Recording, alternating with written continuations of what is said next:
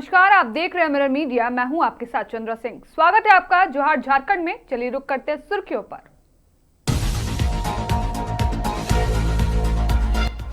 Sheikh Bhikhari medical college अस्पताल में महिला की मौत, परिजनों ने लापरवाही का लगाया आरोप।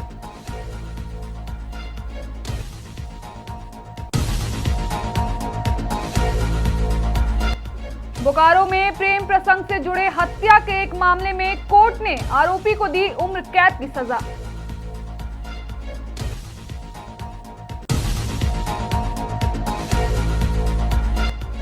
निरसा के राजपुरा के तालाब में मरी मछलियां, दुर्गंध से ग्रामीण परेशान, बीमारी फैलने की आशंका।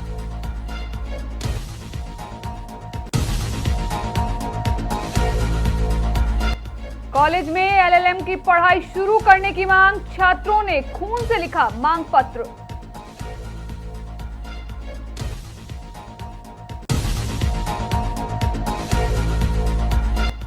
धनबाद में जुटेंगे देश भर के दिग्गज डॉक्टर्स, प्रसूति व स्त्री रोग विषय पर होगा मंथन।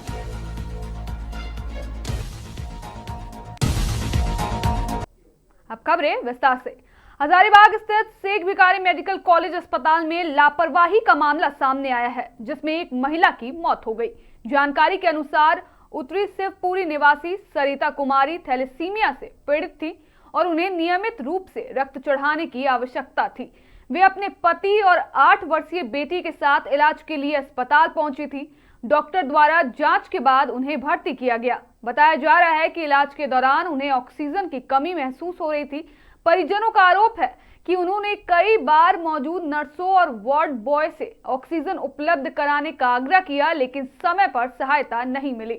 यहां तक कि उनके पति ने भी ऑक्सीजन देने की अपील की, फिर भी स्थिति में सुधार नहीं हुआ। परिजनों के अनुसार मरीज तीसरे तल पर भर्ती थी और उन्हें व्हीलचेयर से नीचे लाने में भी काफी कठिनाई हुई। इसी दौरान कथित रूप से ऑक्सीजन की कमी के कारण सरिता कुमारी की मृत्यु हो गई।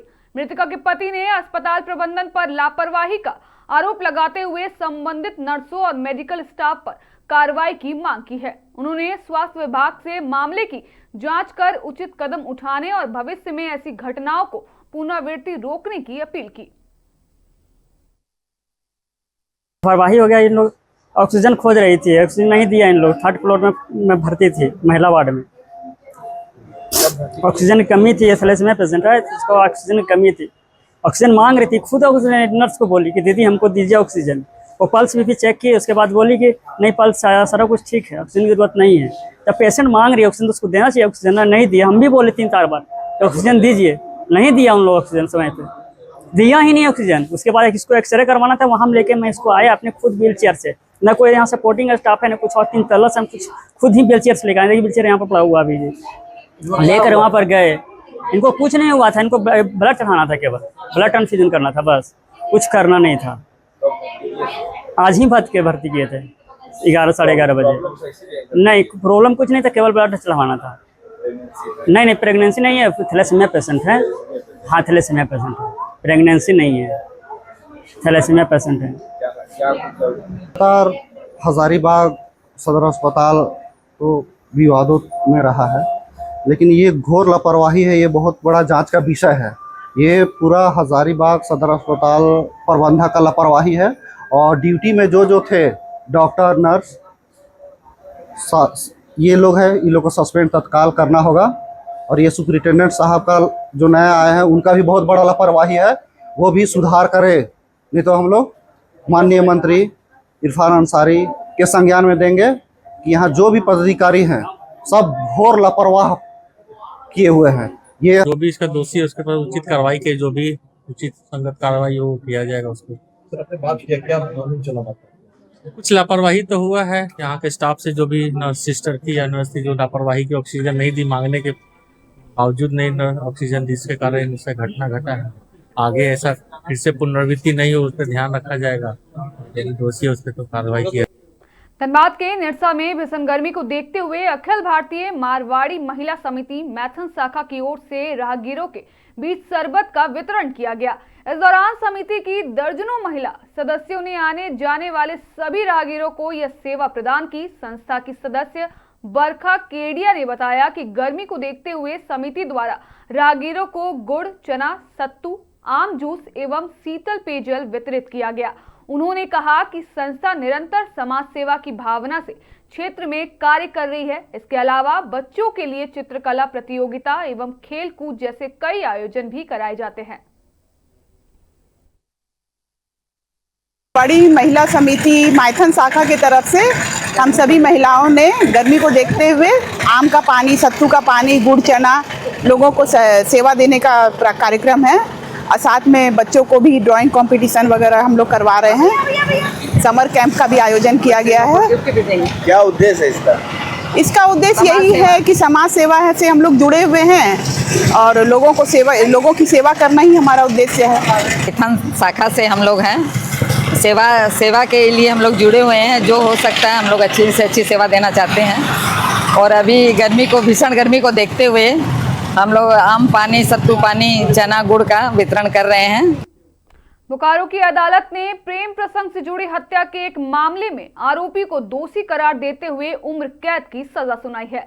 गरिमा मिश्रा की अदालत ने आरोपी तूफान मांझी को आजीवन कारावास और 20,000 रुपए जुर्माना की सजा सुनाई है।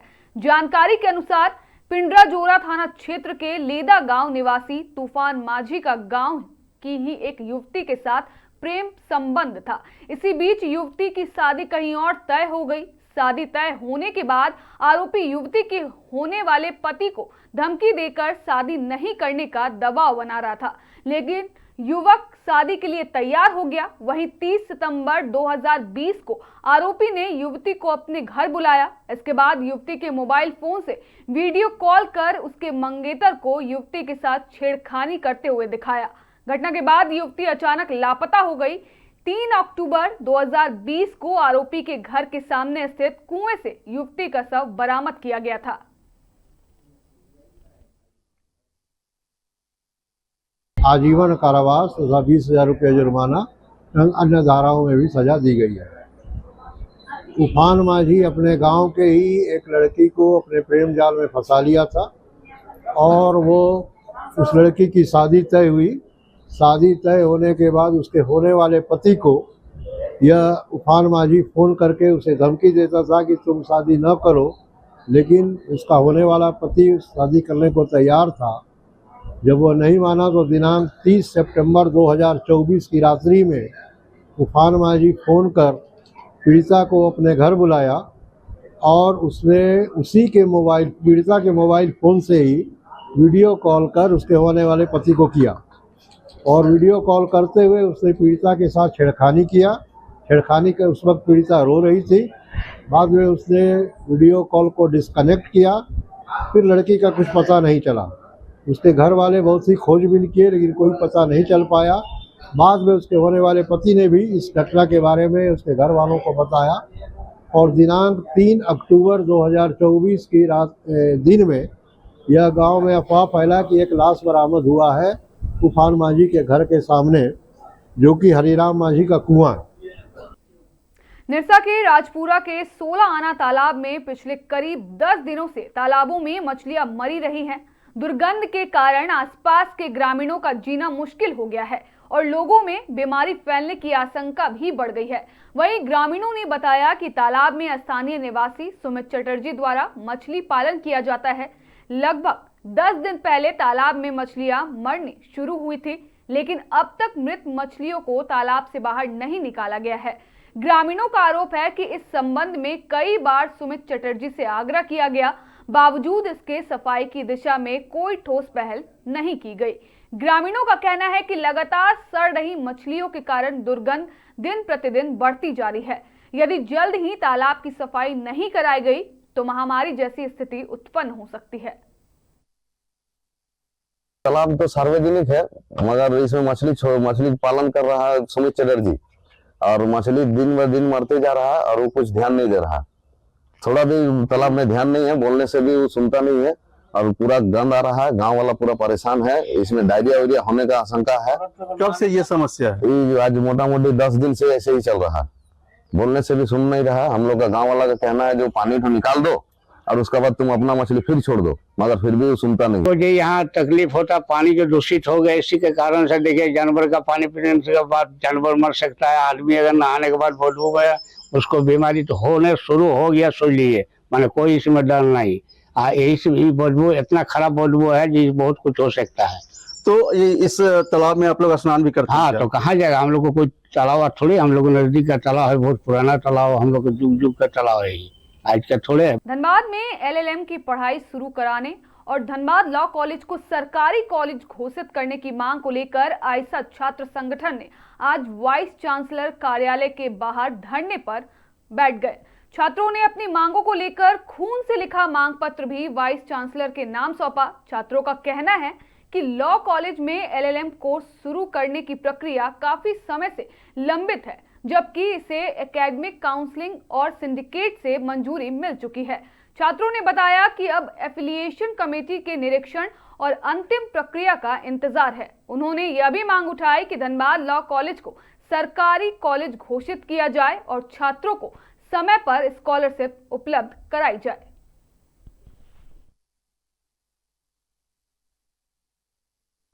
उस स्याही से छात्र ने अपने अधिकार के लिए लेटर लिखा BBMK यूनिवर्सिटी को, जिसका हमको जवाब नहीं मिला, तो लास्ट में हमें लहू से लेटर लिख के अपने मांग को आगे बढ़ाना पड़ा।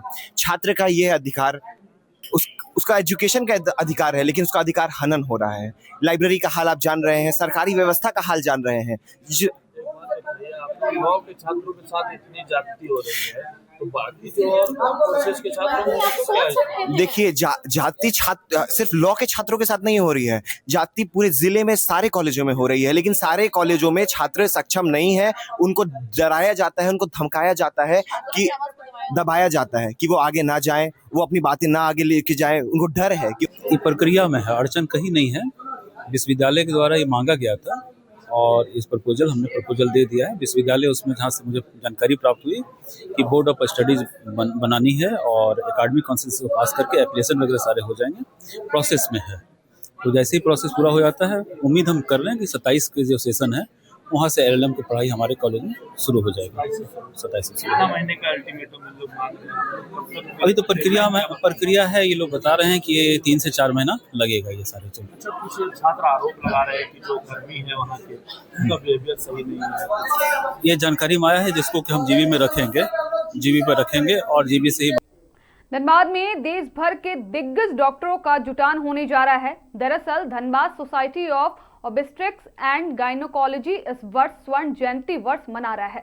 कार्यक्रम में 25 से ज्यादा विशेषज्ञ डॉक्टरों के अलावे करीब 300 चिकित्सक शामिल हो रहे हैं। आयोजकों ने बताया कि कार्यक्रम का उद्देश्य महिला स्वास्थ्य में सुधार और क्लिनिक प्रैक्टिस को उन्नत बनाना है। सम्मेलन में महिला स्वास्थ्य को बेहतर बनाने के लिए विशेषज्ञ व्याख्यान, इंटरैक्टिव सत्र और आधुनिक तकनीकों पर चर्चा की जाएगी। इस सम्मेलन में क्षेत्र के प्रख्यात स्त्री रोग विशेषज्ञ, प्रसूति विशेषज्ञ और स्वास्थ्य पेशेवर शामिल होंगे। सम्मेलन स्वस्थ नारी और सशक्त समाज थीम पर आधारित है। गायनी के क्षेत्र में नई पद्धतियों और अनुसंधान पर शोध पत्र प्रस्तुत किए जाएंगे।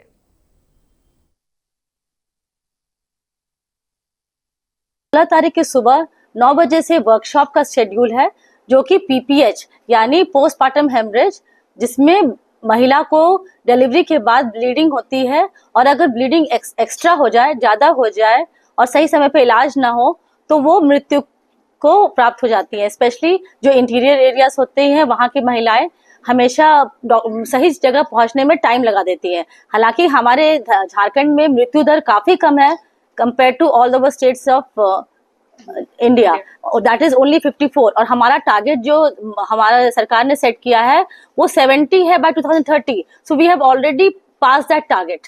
तो हमारी सरकार अच्छा काम कर रही है इसके ऊपर, लेकिन फिर भी जो संख्या है हम उसे और कम करना है। से बोलना चाह रहे हैं, ये Dhanbad society of and gynae का महत्वपूर्ण और ऐतिहासिक साल है। इस साल को हम लोग गोल्डन जुबली मना रहे हैं और इस गोल्डन जुबली को सेलिब्रेट करने के लिए हम लोग एक भव्य कॉन्फ्रेंस का आयोजन कर रहे हैं, जो कि ग्रैंड मिराज रेडिसन में 16-17 मई को होगा। हमारे कॉन्फ्रेंस का थीम है स्वस्थ नारी, सशक्त समाज, हीलिंग वुमेन, स्ट्रेंथनिंग कम्युनिटीज। हम लोग सारे सोसाइटी के मेंबर्स का यही प्रयास रहा है कि हम लोग महिलाओं को स्वस्थ कैसे रखें और समाज की सेवा कैसे रहें, इसके लिए हम लोग निरंतर प्रयास करते आ रहे हैं।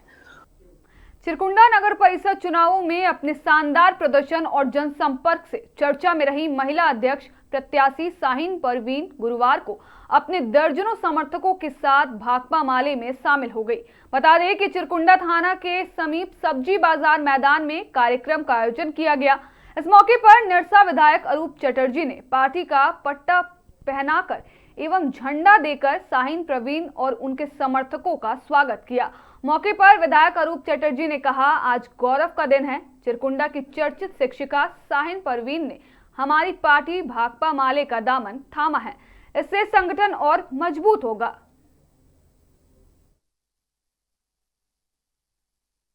चिरकुंडा नगर पालिका इलेक्शन में शाहीना जी खड़े हुए थे और करीब 1500 वोट भी मिला था। तो आज हम लोगों के संगठन के साथ जुड़े हैं। इससे आशा करते हैं जो पूरी चिरकुंडा नगर पालिका क्षेत्र में हम लोगों की संगठन और भी मजबूत होगी। खास करके महिला संगठन हम लोग और भी मजबूत होने का काम हो। ये तो शुरुआत है, भविष्य में हम आशा करते हैं जो और भी साथी लोग यहाँ पर ज्वाइन करेंगे। आपको हर एक महीना हम लोग प्लान करके कुछ लोगों को अपने संगठन के साथ जोड़ने का काम करें। ये आज बहुत खुशी की बात है कि आज मैं भाकपा माले में सम्मिलित हो रही हूँ, क्योंकि अब विकास का काम करना है। हार जीत तो वो एक राजनीति का पहलू है, उस पर वो विषय नहीं करना चाहिए। आगे काम करना चाहिए, क्या योजनाएं बनाना चाहिए, शहर का विकास करना चाहिए, क्षेत्र का विकास करना चाहिए। तो ये एक इंसान से होगा ही नहीं, इसको जब पूरे समुदाय, पूरे समाज, पूरे जाति पाति हर कोई मिल करके करेंगे तो होगा। इस विकास को नियत में रखते हुए मैंने चिरकुंडा के विकास के लिए मैंने भाकपा माले को अपनाया है कि चलो अब जो मैं सीट पर रह के नहीं कर सकी, अब मैं वो साथ में मिल करके काम करूंगी, ये चिरकुंडा का विकास करूंगी। रामगढ़ जिला प्रशासन की पहल पर जिला ग्रामीण विकास शाखा द्वारा बिरसा हरित ग्राम योजना के अंतर्गत आम बागवानी उत्पादकों के लिए 1 दिवसीय क्रेता विक्रेता सम्मेलन एवं विपणन कार्यक्रम का आयोजन किया गया।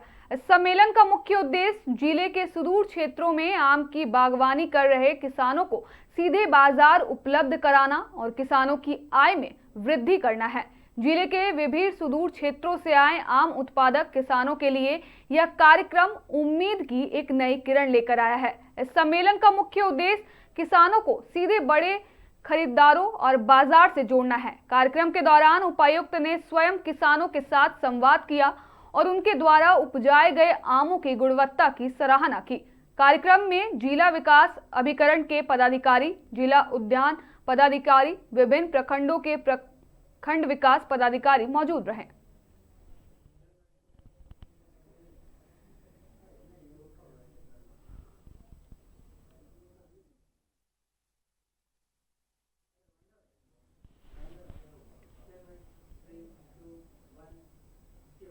फिलहाल के लिए इतना ही। बाकी तमाम खबरों के लिए बने रहें मिरर मीडिया के साथ।